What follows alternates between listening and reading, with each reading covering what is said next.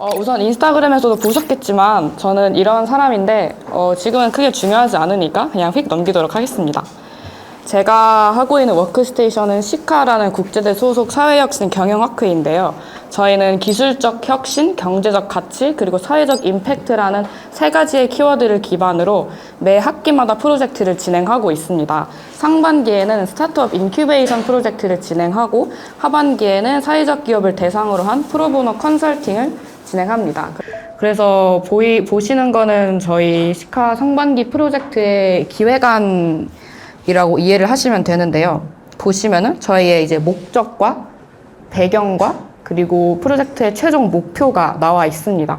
이게 조금 더 개인적으로 들어가자면 나는 이 프로젝트를 통해서 내 학회원들의 레주메에 이러한 형식으로 한 줄이 쓰여졌으면 좋겠다 라고 직접 제시를 하기도 하고요. 이렇게 해야 단순히 하라고 해서 한다, 그냥 커리큘럼이 짜여져 있으니까 한다가 아니라 내가 무언가에 어떠한 큰 그림이 기여한다 라는 마인드셋을 함께 구축을 할 수가 있는 것 같습니다. 그리고 또 더 구체적인 예시로 들어가자면 저희가 홈커밍에서 활동 보고를 하는데요. 이게 사실 되게 귀찮은 프로세스예요. 왜냐하면 지난 몇 년간 엉망이었던 전직 임원진 학회원 데이터베이스를 선배님들 일일이 연락드려서 이때 누가 임원진이었어요? 이때 누가 임원진이었어? 여쭤봐야 되고 사진 다 모아서 임원진 몇 기 임원진으로 수합을 해야 되는데 이거를 그냥 냅다 시키면 당연히 하기 싫어하겠죠? 그래서 제가 이렇게 우리가 이걸 하는 이유는 우리 학회가 이렇게 성장했음을 보여드리기 위해서, 그리고 선배님들께서 우리의 노력을 알아봐주고 인턴 기회 한 번 더 주실 수도 있고 밥 한 번 사주실 수도 있고 그런 기회를 우리가 얻을 수 있지 않나 해서 이렇게 국별 업무로 치환을 시켰습니다. 그리고 이제 조직의 고민을 드러내는 것도 저는 굉장히 중요하다라고 생각을 하는데요. 이거는 제가 인턴했던 스무어라는 회사의 브런치입니다. 제가 특히 좋아하는 시리즈가 이 비즈옵스 매니저 박종환님께서 쓰시는 종아의 실리콘밸리 로그 총 5편으로 이루어져 있는데 여기에는 이분이 개인적으로 하시는 고민과 이제 커리어 차원에서 하시는 고민이 굉장히 잘 쉬운 언어로 공감이 되도록 담겨져 있어요. 그래서 이게 뭔가 제가 활동을 할 때 이 활동을 어떻게 키우냐도 키우냐지만 내 개인적으로는 어떻게 영감이 될까라고 해서 되게 마음이 가더라고요. 그래서 이 조직은 이 사람은 이렇게나 열심히 고민하고 이렇게나 치열하게 일을 하는구나 라는 걸 좀 볼 수 있는 것 같습니다. 그리고 꼭 이런 매체가 아니어도 여러분들이 협업하시는 분들과 커피 한 잔, 밥 한 끼, 술 한 잔 하는 자리가 생긴다면 허심탄회하게 고민도 늘어놓고 걱정도 늘어놓고 하시는 게 생각보다 관계를 형성하는 데 도움이 많이 됩니다. 왜냐하면 저희가 또 어리고 배울 점도 많고 귀엽게 봐주시는 것 같습니다. 그래서 여기 워크스테이션 분들 브런치 하는 분들도 많이 계시고 인스타 하는 분들도 많이 계실 텐데 이런 것도 한번 생각해 보시면 좋을 것 같아요. 네, 그리고 근데 이게 다 질적인 것 같은데 이게 어떻게 성과가 되냐, 어떻게 수치화를 하냐 라고 생각을 하실 수가 있는데 이거는 조금 더 창의적이셔도 돼요. 홈커밍 같은 행사 참여율의 증감이 될 수도 있고 여러분들의 브런치나 인스타나 웹사이트 방문자 수나 팔로워 회원가입 전환율이 될 수도 있고 투자액 후원금의 증감이 될 수도 있고 혹시 진짜 스타트업으로 좀 키우셨거나 키우고 계시는 분이 계신다면 세일즈 성공률 사실 10개 보냈는데 3개가 됐다 그러면 세일즈 성공률 30%? 약간 짜치기긴 한데 그거 되게 좋은 숫자거든요. 그런 식으로 하셔도 됩니다.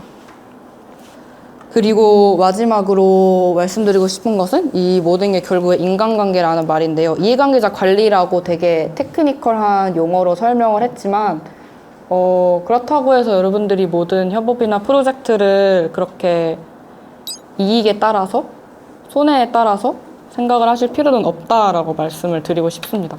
그냥 요 4가지만 기억하시면 되는데 첫 번째로 이제 감사 표시를 꼭 할 것. 이제 어떤 연사님이나 누가 밥을 사주셨다, 협업 제안이 왔다 하면은 늦어도 좋으니까 생각날 때 꼭 연락을 드리는 게 좋은 것 같습니다. 생일이나 경조사 안부 이렇게 연락을 해야 인연이 이어지기 때문에 연락하시는 게 조금 성격상 힘들다 하시더라도 노력을 하셔야 되는 부분입니다. 이거는.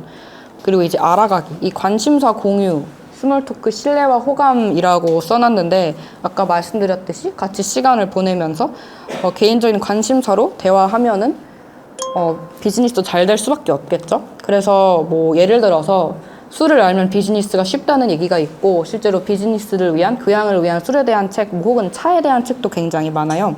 그래서 이것들은 어떻게 보면은 일이랑 전혀 관련이 없지만, 어떻게 보면 정말 쓸모도 없지만, 사람과 사람을 가장 빠르게 연결해 줄 수 있는 수단인 것 같아요. 그래서 뭐 이런저런 잡학을 알아가시면 내가 처음 보는 사람을 만났을 때에도 쉽게 대화를 던질 수가 있습니다.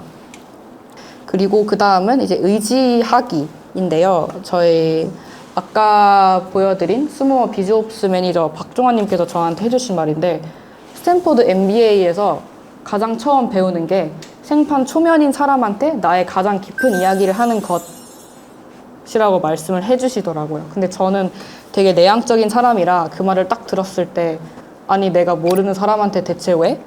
라고 생각을 했는데, 이런저런 활동을 하다 보니까 그게 왜 중요한지 알겠더라고요. 왜냐면 생각보다 사람들은 남을 도와주는 걸 되게 좋아하고, 내 역량이나 생각을 공유하는 거를 굉장히 좋아합니다. 그리고 보람을 느끼고, 그리고 의지를 하고 도움을 요청하는 것은 어떻게 보면 하나의 애정 표현이고 관심 표현이기 때문에 굉장히 중요한 것 같더라고요.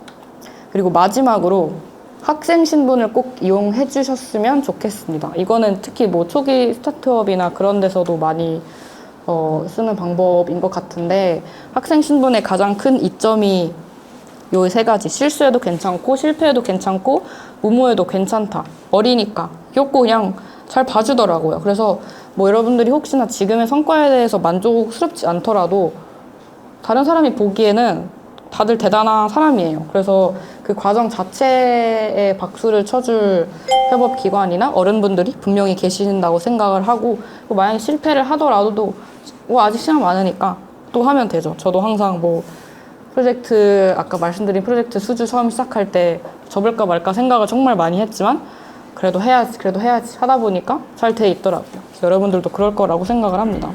지금까지 들어주셔서 감사합니다.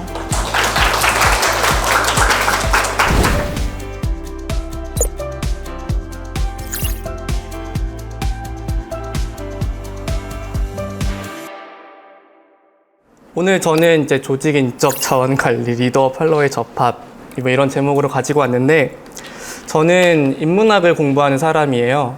학부도 문과대학에서 문헌정보학과 국문학을 같이 복수 전공했고, 지금 대학원 박사과정에서 문학 시공부하고 있어요. 그래서 뼛속까지 문과인이고, 뭐 제가 뭘 했는지를 소개하라 그래서 일단 뭐 여기 멘봉단 활동하는 친구도 한 명 있는데, 저는 2013년 1월에 만 18세 나이에 대학생 교육기부 단체를 창단했어요. 그래서 그 교육기부 단체를 창단을 해서 처음 멤버가 17명이었고 17명은 그때 당시에 제 동네 친구들이었어요. 인천 출신인데 인천에 있는 동네 친구들 17명 시작해서 지금은 약 1,800여 명의 대학생들이 이제 우리 단체를 통해서 교육기부를 하고 지금도 꾸준히 해나가고 있고요.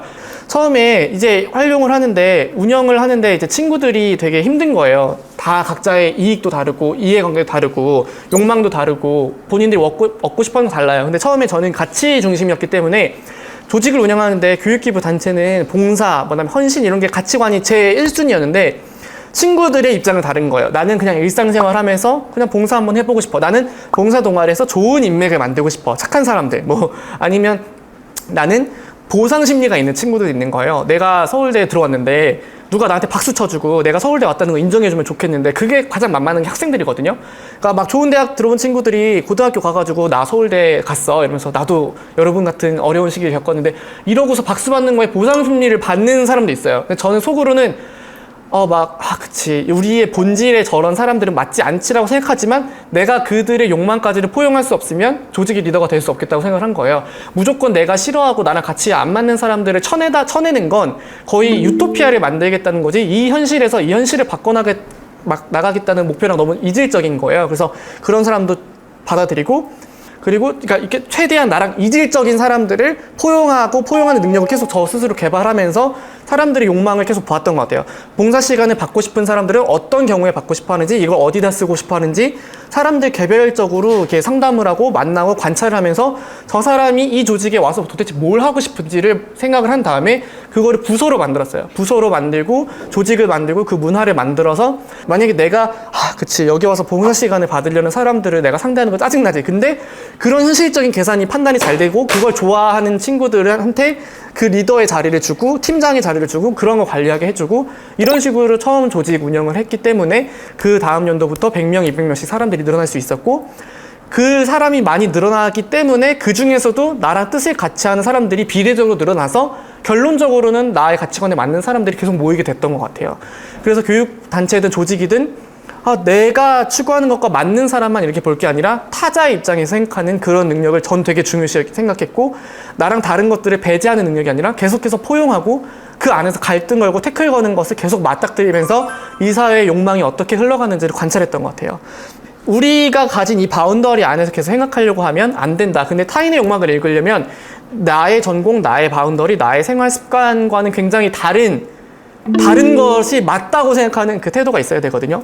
되게 급진적이고 되게 막 저 사람 너무 말도 안 되는 소리 하는 것 같아도 그 사람 편에 일단 서보는 거예요.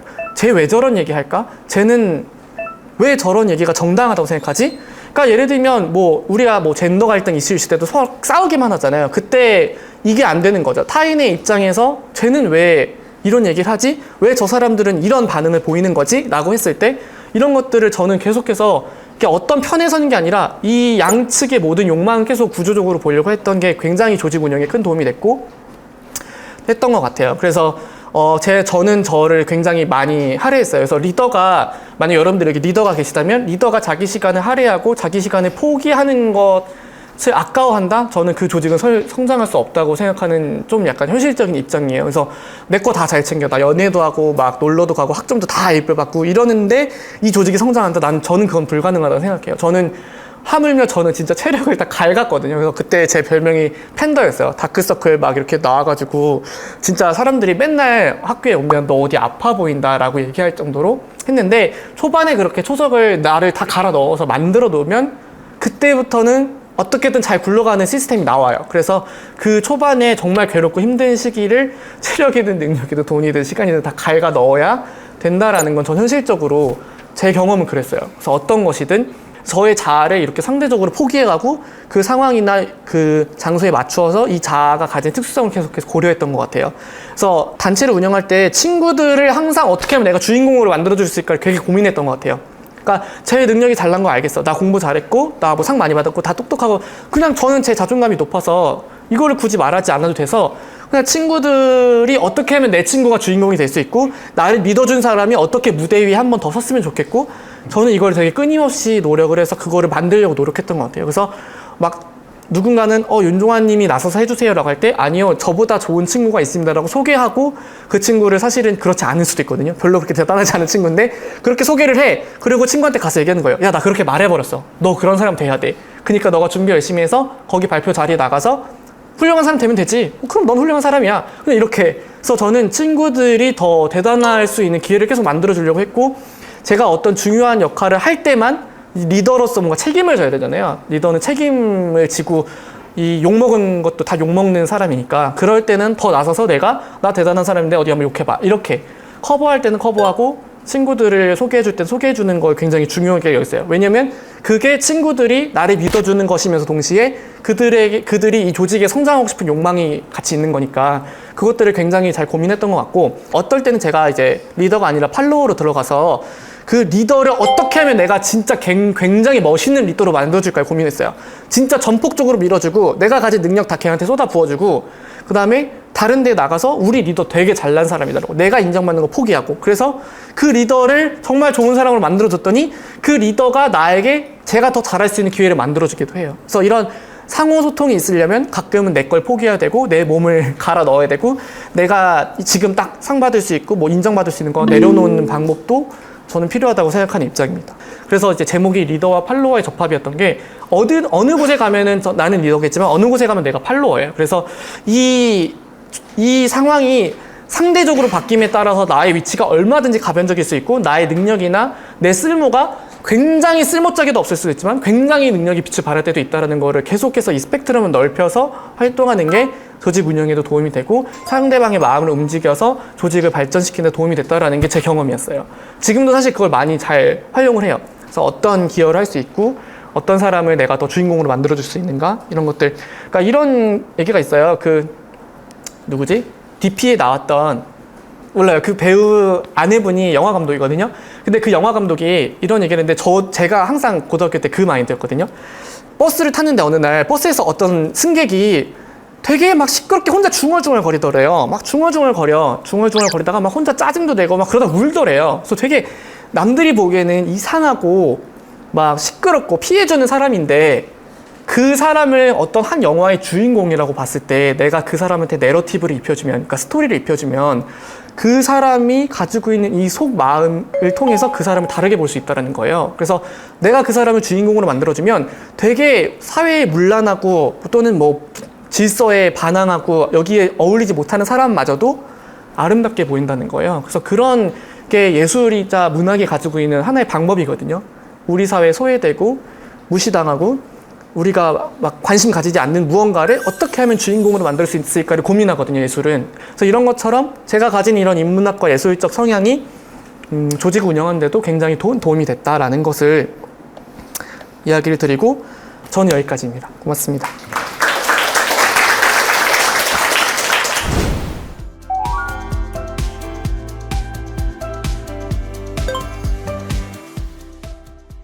네, 저는 팀 뽑을 때 제가 팀장이거나 리더였을 때 팀을 어떻게 뽑았냐면 내가 부족한 걸 가지고 있는 사람을 뽑았어요.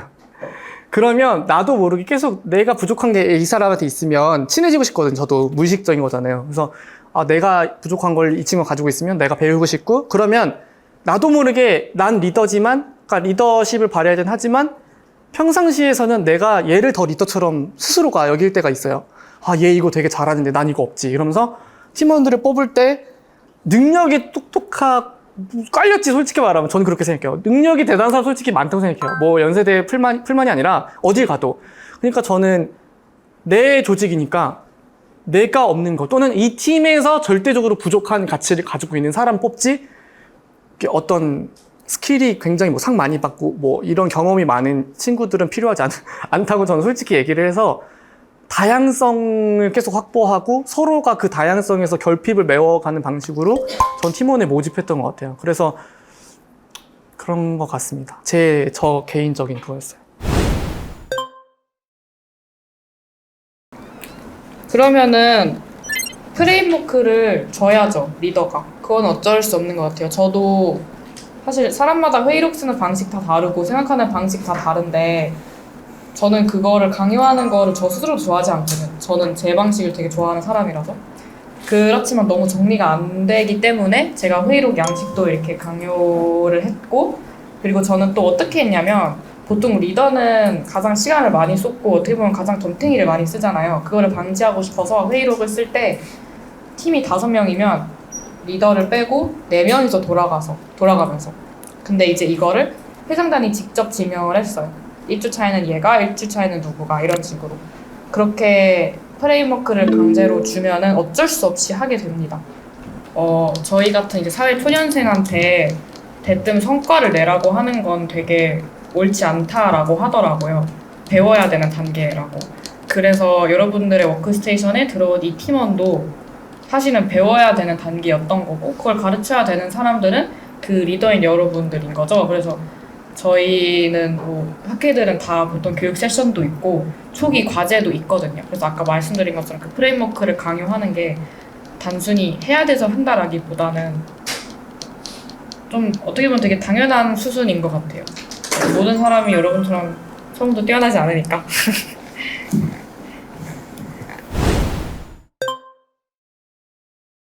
근데 한 번은 그 봉사 단체가 부서가 원래 5개 부서였어요. 뭐 기획부, 문화홍보부, 뭐 인재개발부, 그다음에 정보편집부, 이렇게 5개 부서가 있었는데 이 5개 부서가 10년 동안, 제가 11년을 봉사활동 운영했는데 10년 동안 안 굴러갔어요. 기능을 잘 못해서 제가 사회의 변화의 흐름에 맞게 그냥 그 친구들한테 11개 부서로 세분화시켜서 더 기능을 세분화해서 차라리 어차피 안 굴러가는 부서인 거 정확하게 기능을 더 명시하자, 이렇게 해서 강제로 개편을 한 적이 한 번 있어요. 10년 맞이해서. 그래서 근데 처음에는 반발이 있었지. 너가 뭔데 이렇게 하냐. 근데 제가 봤을 때는 10년 동안 사람들을 계속 믿어왔더니 아무것도 발전되지 않은 이 부분만큼은 내가 해야겠다. 근데 계속 충돌이 있어서 저는 그냥 한번 밀어붙였거든요. 그때는 욕을 많이 먹었어요. 근데 어쩔 수 없었어요. 이 세상이 변화하고 사회적 요구와 우리가 해야 되는 개선점은 계속 바뀌는데 같은 패턴으로 실패를 경험하게 해줄 수만은 없더라고요. 저는 근데 커뮤니케이션에 오류는 있었어요. 솔직히 말하면. 근데 이거는 정말 힘든 문제였던 것 같습니다.